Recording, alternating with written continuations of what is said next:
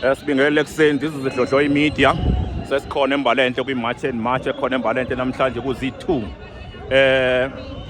njengoba umphakathi siwazi ukhala ngento eyodwa ukhala ngokuthi abakufika bahambe kuleli lizwe lethu. I-March seyihlangene njengamanje la eMbalenhle ubabona la emva kwami sebakhona njengamanje bayihlasele Secunda la abahambisa khona i-memorandum.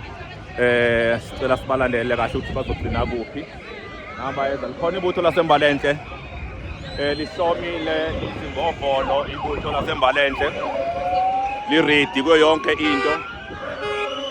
Uyalibona nje khona indoda oyibonayo iphethe imbiza, ikhona indoda oyibonayo iphethe imbiza lana.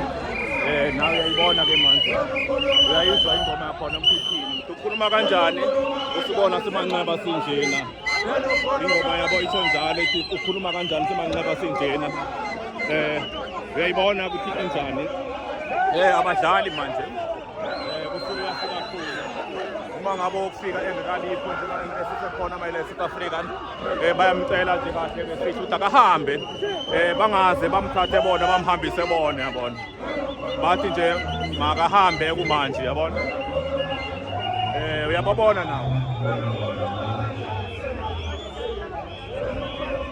ukhuluma kanjani simanxeba sinjena wena ukhuluma kanjani.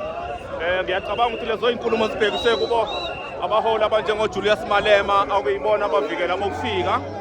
Lezo ingoma ngiyacabanga ukuthi sibhekise kubo kumyalezo obhekise ukuthi ukhuluma kanjani amabutho ehlangene ethi manje ukuthi nokuthi abakufuni wena usebhizi sakhuluma.